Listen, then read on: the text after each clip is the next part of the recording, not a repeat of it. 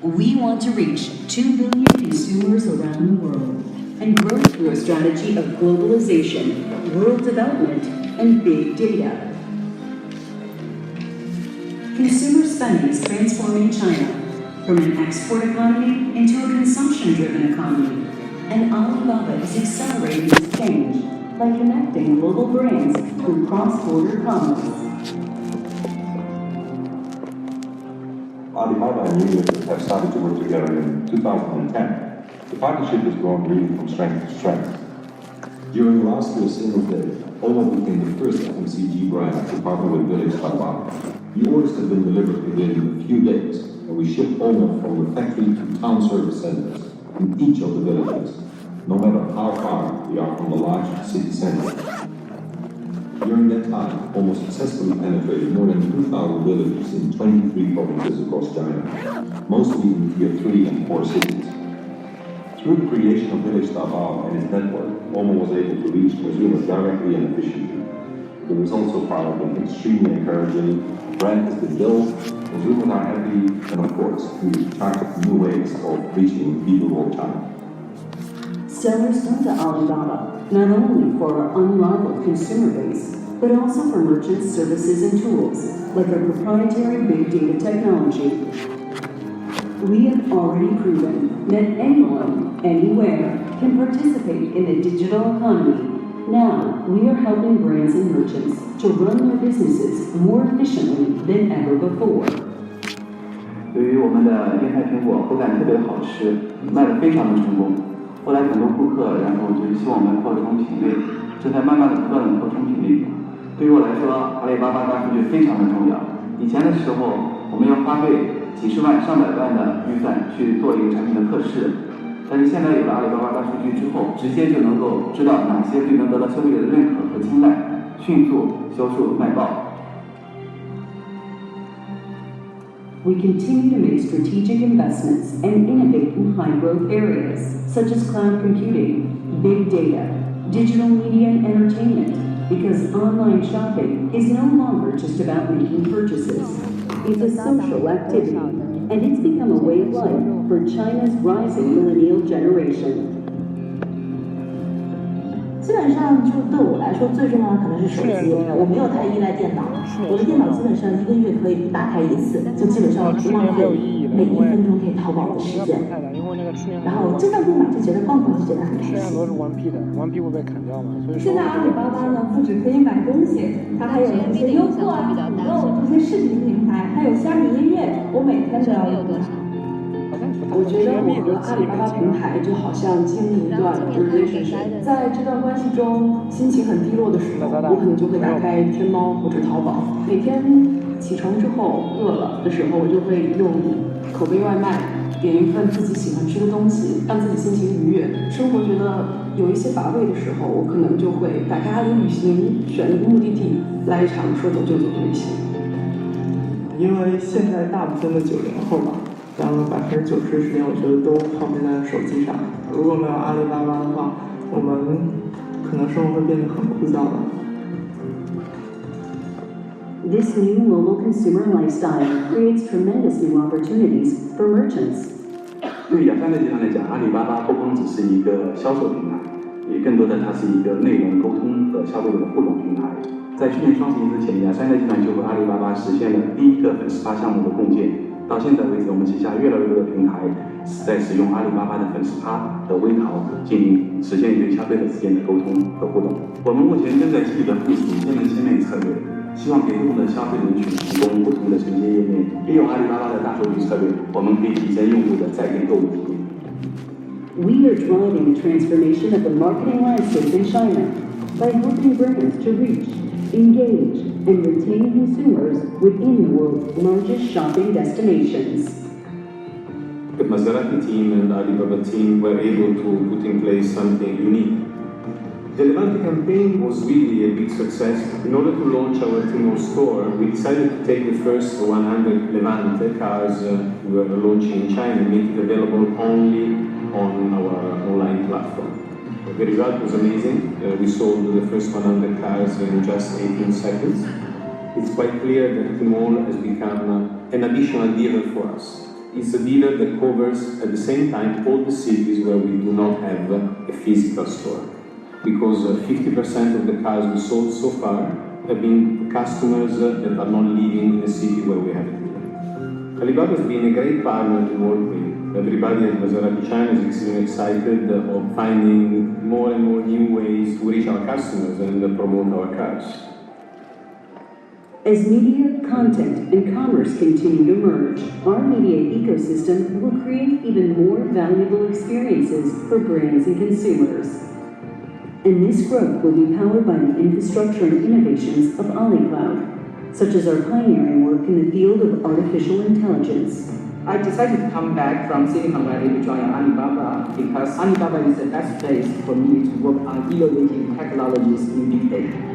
This artificial intelligence has a tremendous application opportunity in the e-commerce scenario to help the sellers to better identify what product can resonate so that they can better prepare their inventory and pricing.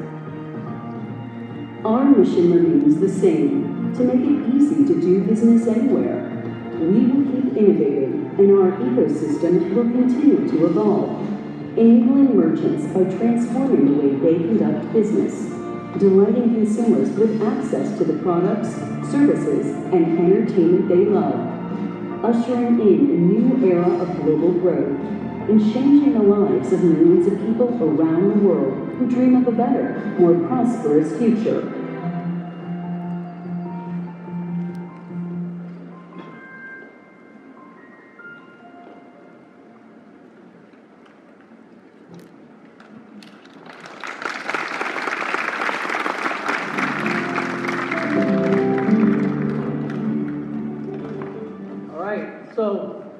Welcome everybody to Hangzhou. I'm very happy to have all of you coming to our Xixi campus. When we were thinking about holding this event, our first ever Investor Day, one of the big issues was that we want to make sure those investors who are, have a lot of capital invested with us also understand our products. Our services, and that's a big problem because a lot of you who are based in the U.S. In other countries who haven't lived day to day in China, and not being able to access our products is actually a big issue for an understanding of our business. So I hope that the main takeaway from today is that you can, with our demonstration of how we're delivering value to the consumers, how we're helping sellers to work on our platform, we can give you a sense, that real sort of first-hand experience of our business. So we don't have a lot of time. I'd like to just welcome everybody, and I'd like to ask Jack to come up stage to kick off.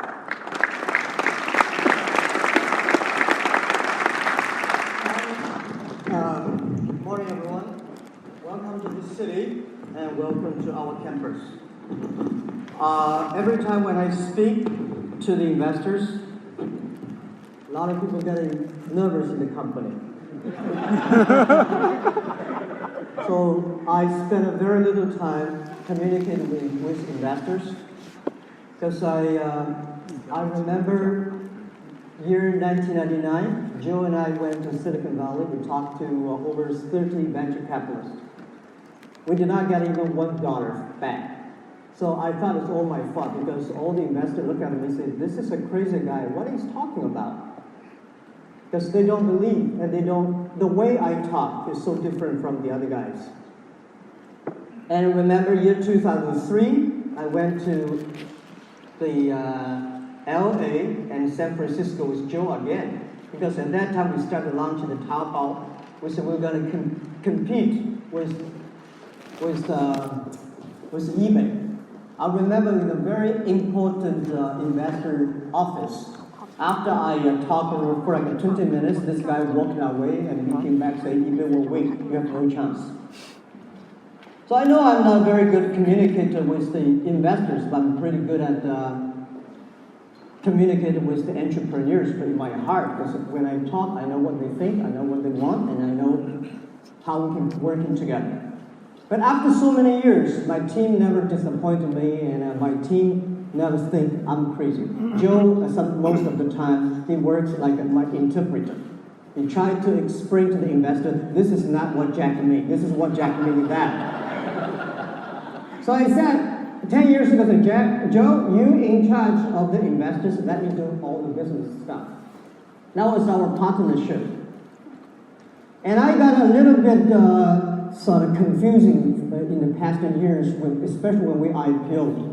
The story, it's on the market, people talk about, always put us with Amazon, with eBay, with JD, and I said, this is not us. So how can we explain ourselves better in a way that to communicate? The way we explain, the more we try to explain, the more we look like we're cutting our legs and hands to make the other people stand. It never works.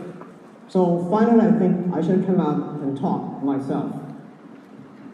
And just like year 2000, the Harvard Business School come to us and say, Jack, we want to write a case study for Alibaba. So they spent 7 days in the company. At that time, it's not a company. It's just like it's a little bit big hole with like 200 people. After 7 days, they write a case study A, and they say, Jack, this is your case study. So I read it. I said, no, this is not us. They said, this is you. You did not realize that. I said, no, this is not us. After like 2 hours debating, and I start to sort of think, maybe this is us. But I know this is not us, so they sign it. So I sign it, the case study A, go out. And for 5 years, we had this case study in Beijing University, Tsinghua University, and these schools. I was always invited, sitting at the corner, and they always put us with another competitor in China, in Singapore, and America. I have a competition, who will win in 3 years? Every year, we will lose, the other guy will win. But every year, they all die, we still survive.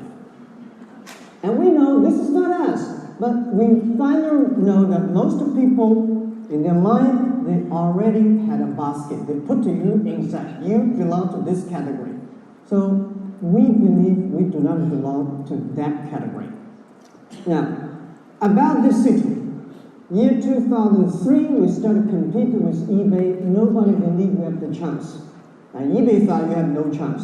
Year 2005, Meg Whitman met me because we almost had a deal, and she said, I went to a city because to spend a whole weekend with my team, it's too late. She said, I want to know you and know your city and know your team. But later, I think it's too late for her to come to our company. This city, 1972, was the city Mao Zedong and Nixon agreed to China and American relationship. This is the city. American President Nixon and his wife visited to this city, and that day I was somewhere like 10-15 minutes away from Nixon. Everybody said American president is coming to this city.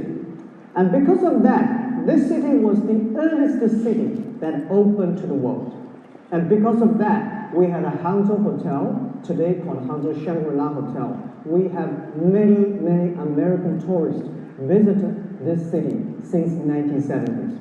And I don't know why my parents didn't know anything about ABC. I started to fall in love with the language. For 9 years, every morning I went there to learn my English by free touring for the American tourists. Today my English is not good, but I can make myself understood. My English is not good as those people who've been well trained in the States or the UK, but I believe I can understand those American culture, Western culture, much better than those overseas Chinese students being studied in America or in the UK for 20 years. Because when I studied my English, I was 11 to 12 years old. For 9 years, I started to learn things.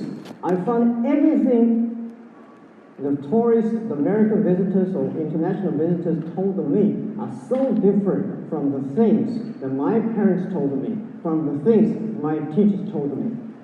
So my training was everything I learned, I have to think about for a second here. Think about is it right? Is it wrong?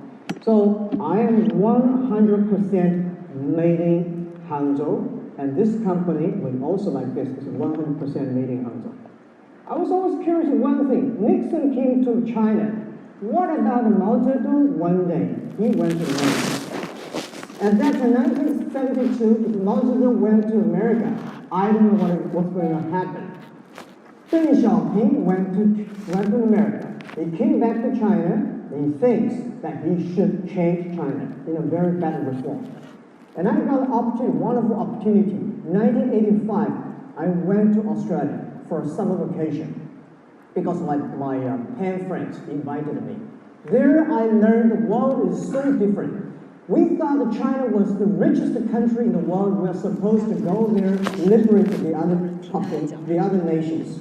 And finally, I realized it's totally wrong.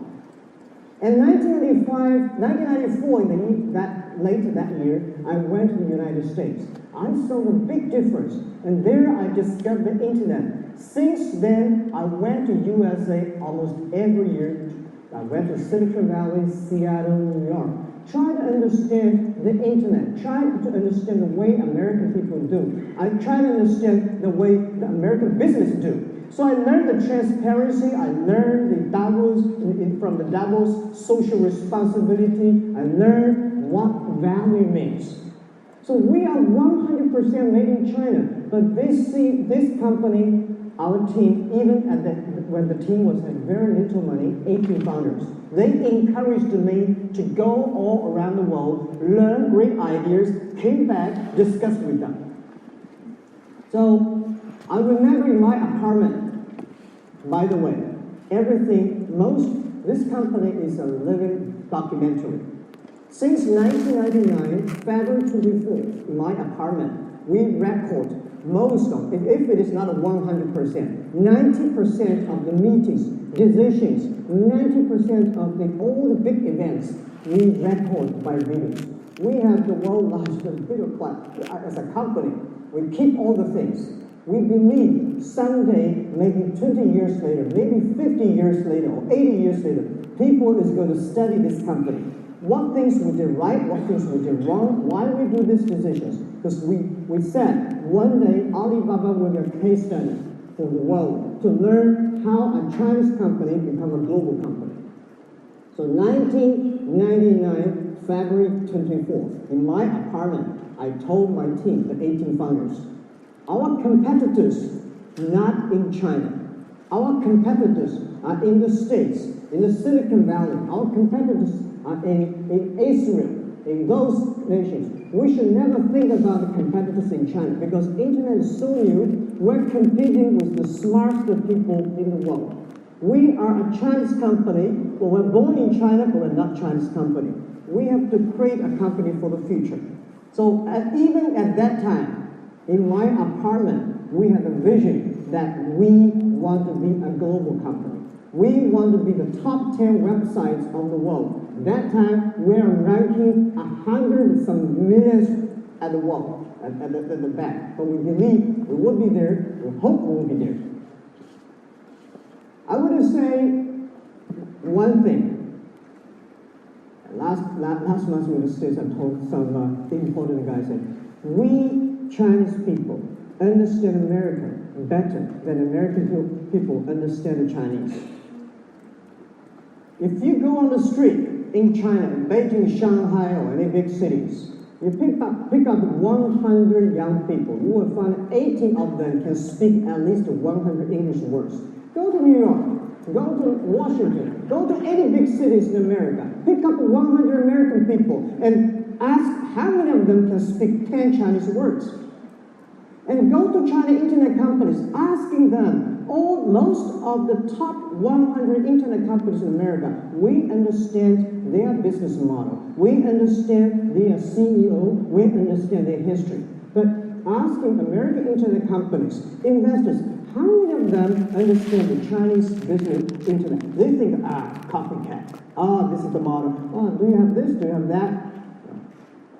And I got a little bit interesting, frustrated or interesting thing is that if a Chinese company go listed in America, they will always ask them two things. First, can you explain your company business model within one sentence? We cannot. Do you have such kind of model in America? No, we don't have. So, and the third, we don't even have our service in America. So people say, Jack, are you frustrated and upset by the stock price? Yes and no. I think I can understand because we are a company from China. We are doing something that nobody has done before in history, and very, very, very few people has used our service in America and outside China. It's understandable. Good things always takes time. We should have patience. Nothing could be succeed in a short time. So, by talking about that, I want to explain what is Alibaba. What is this Alibaba vision? 2003, we started launch Taobao, and we said we will win. And we don't know. We never know that eBay will leave China so soon because, they just are 2 or 3 years competition left. But we said, if anybody comes to China to compete, if they lose, they can win. If we lose, we have nowhere to go. We have to be there. And from that day to now, last year, our sales is already bigger than the GMV-wise already bigger than the Walmart. And that was 7 years ago. I talked to Walmart, one of the senior guy, the executive senior guy in Hangzhou. We're sitting there and chatting, and I said, in 10 years, we were bigger than Walmart. He's a young man, you have a very good vision. He never thought we would do it. But I said, we will make it happen. So after we go across the Walmart, and what's your next goal? People say, yeah, so what is your future? People love to ask one question, what Alibaba will look like in 20 years? So I said to team, now we are bigger than Walmart. The next goal is we should be bigger than some nations. So by end of this year, we will be the top 20 nation. GDP-wise, we were bigger than Sweden, right? So we hope, actually, in year 2020, that is Alibaba 20-year anniversary, we will be bigger than the number. We will be like a top 16 nation of the world, and we will go across $1 trillion GMV, and we will be top 3 province. By the way, last year our GMV, because to the GDP-wise, we are the number 6 province of China, and China has a new province. In 3-4 years, we're going to be the top 3 province. Maybe if we're lucky enough, we might be the top 1 province, bigger than Guangdong in 4 years. But I want to say that in 20 years, Alibaba tried to be, and our vision is to be the number 5th economy of the world. Number 5th, the world's largest economy of the world. Number 1, maybe USA. Number 2, China. Number 3, Europe. Number 4 is Japan. Number 5 should be Alibaba. So as the economy, GDP is not what most important. We think as an economy, you have to some other standard. The other standard we set is the 2 billion population. We want to serve 2 billion population. We want to create 100 million jobs for the world, and we want to support and help 10 million profitable business on our economy. This is what we are vision about. And we always said that the company should be driven by mission and vision. By the way, a lot of people talking about a mission and a vision, but very few companies really believe it or really think it works. For this company, I think I cannot finish my talk in half an hour by telling you how we stick to the mission and vision. But I hope since you are here, spend the time talking to our people, our managers, and every people, and ask about our mission and vision of Valley. How can these things has already come into the blood of their actions. So this is what we want to do. In 20 years, we want to be the 5th largest economy of the world. In 4 years, we will be the top 3 provinces of China, and we will support 2 billion population. We will create 100 million jobs. We will support 10 million profitable business on our country. This is everything we are doing about. The other thing is that how can we reach that vision? How can we make this thing happen? Our strategy is like a focus on 3 things: globalization and go to the rural areas, and the third is only cloud computing and data, big data and cloud computing. Globalization, our understanding is that global buy and global sell. How we can help small business, enable small business, enable every individual that they can sell and buy globally. So the 5th economy of the world, our vision is that with that economy, with that platform, we can enable every individual. If you have a mobile phone, you can buy and sell everywhere. If you have a car, you can be an Uber or Didi Party anytime. If you have a land and you plant a potato, normally you can only sell to your neighbors. Today you can sell to all of the world you want. If you have a city, you can sell your solar energy to anywhere in the world. This is our vision about. People think, this sounds crazy. I've been told sounds like a craze for 17 years. 70 years ago, when we said we'll be the top 10 sites of the world, 70 years ago, we said we will be the largest e-commerce of the world. Nobody believed. People believe it sounds crazy. But today, we have more than 40,000 excellent young people. We have the data, we have the technology, we have the cash, we have the support from more than 500 million people. We think it makes sense. It is much possible than 70 years ago. And by the way, a lot of people say, wow, what's your GDP? What is the GDP? We have the world's largest retail business, but we are not a retail business. We are a data business. This I'm going to explain later, and I think Danny is going to explain later. So globalization to us means global buy and global sell. You know that, as I said, we want to serve 2 billion population, 2 billion consumers. China, we have to 1.4 billion population. If you think about it, how many people in China is going to be using our services? As the social statistic, 30% of the people will never use our service. So even if we excuse all the population who can using online or mobile to shop in our site, we probably can gather 700 million people to 800 million people in China using our platform to buy and sell. So we need another at least 1.2 billion population outside China to do it. So where is that? It's one road, one belt. Europe, Latin America, in the future, maybe Africa. This is what we believe that is the future. And the globalization, I think the past 20 years, it's a wonderful success. But last 20 years, globalization is more like Americanization or big companyization. It's supporting 20% of the big companies going global. But the developing nations, small business does not have a chance. For us, our business, we want to help small business to go global. Globalization. We want to support 80% of the small business, of the consumers. They have never got a chance to do globalization.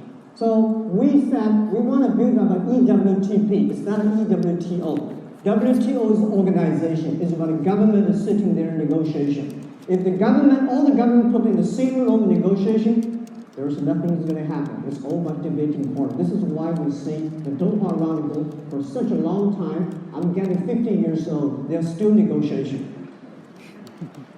If Taobao today, the Taobao Alibaba, we cover more than 30 provinces. Every province joined the Alibaba platform. We never put all the 30 governors in the same room negotiate. We just do by a business way, using the market economy. So we think EWTP is got electronic world trade platform. This platform is going to enable small business, consumers to buy and sell anywhere. So we will start from building an E-road. In the past, there was called a Silk Road. Now we are going to build an e-road. The e-road that can enable all the small guys can sell and buy globally. And this thing today sounds a concept, but we are working very aggressively. Tonight I'm going to Russia. I was in Europe, in America, in Kazakhstan. Last month, for 1 month, 26 days, I was on the road. Why was that? I'm not interested in shaking hands with the president. I'm interested in doing something that's going to happen 5 years later. Because Daniel and Lucy, they're a great team. They're handling about the business today. What I, as a chair, should do is doing something that we believe, doing something that our management is going to can put in a better way or much better execution 5 years later. So I'm shaking hands with all the government, talking to all the business partners and organizations, and to try to build on the EWTP. We are serious about what we promise, what we want to do, and we believe that EWTP E-Road. Remember today, 10 years later, you will love it. It's not about we talk about a concept and don't think that. Somebody is doing something for today, and I and with my team have to do something for 5-10 years later. The other is a rural area, the Nongchun Taobao, the village Taobao. We think China has about 700 million people live in the rural areas. We were discussing years ago, well, where can we get more population? Some people say we should go to Indonesia, we should go to Malaysia, we should go to India. India is a great market, Malaysia is a great market, Indonesia is a great market. But I think China, rural areas, is even better market. We got 700 million people live in the rural areas. If we cannot convince those people, if we cannot help those people, how can you help the people in India? How can you help the people in Indonesia? They have different culture, different system, so far away. So we should definitely help the people in this nation first. So today, because the mobile technology, years ago, for the farmers, impossible to do business, buy and sell online because PC. Very few people know how to use a PC. Today, because of mobile phone, most of the farmers have a mobile phone. By the mobile phones, the chance of modernization of the rural areas is much bigger. So I think today, since you're in Hangzhou, go to some village nearby and talking to the farmers how they benefit from the Alibaba Taobao villages. And the third, which is very important to us, is AliCloud. Well, one thing I would love to tell you about is that 7 years ago, or it should be 8 years ago, our CTO, today is the chair of our technology, Dr. Wang Jian, came to me. He interviewed to join the company.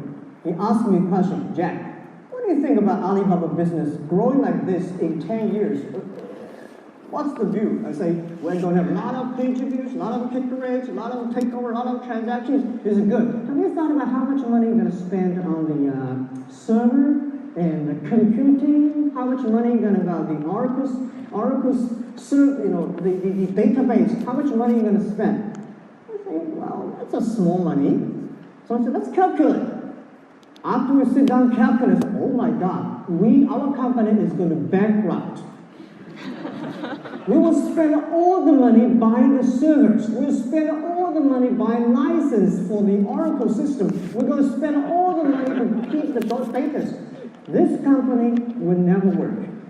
So we say, let's sit down and discuss what is our future business.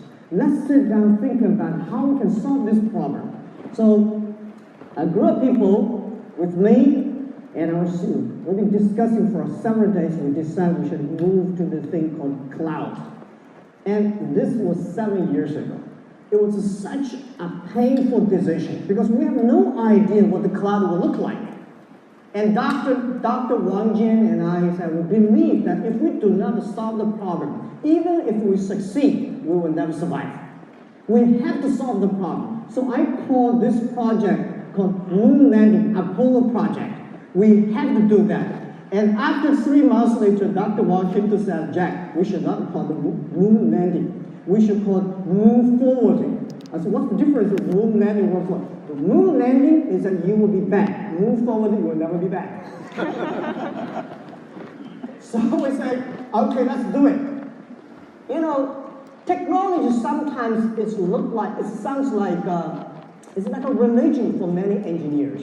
And as the CEO, founder of this company, I had no any idea about the engineering and technology. So it was a painful 4 years. We just hired most of the excellent database guys, traditional IT database guys and IT guys joined the company. They're the top because as the CEO, I had no knowledge about technology. We tried to hire the best engineer in technology. So they came here, and then suddenly we are going to be using a cloud technology to replace that. It's like a religion fighting. We had lots of fight on day and night, and especially they fight in my office. I had no idea what they're fighting about.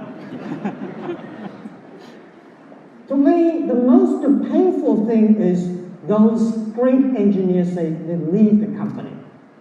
Among the top database guys, experts of the company, 7 of them left the company. They said, this is a wrong way. If we go in that way, the company is going to be killed. This technology, nobody has tried it before. If we start this, the company has no future. So this is good about a CEO has no idea, as a founder has no idea about what technology is about. My belief is that if this thing works, we will survive. If this thing does not work, we will die. If this thing works, we can support millions of small businesses in the future. They will rely their business on the technology. So this technology can support them. They can save their company. We should do it.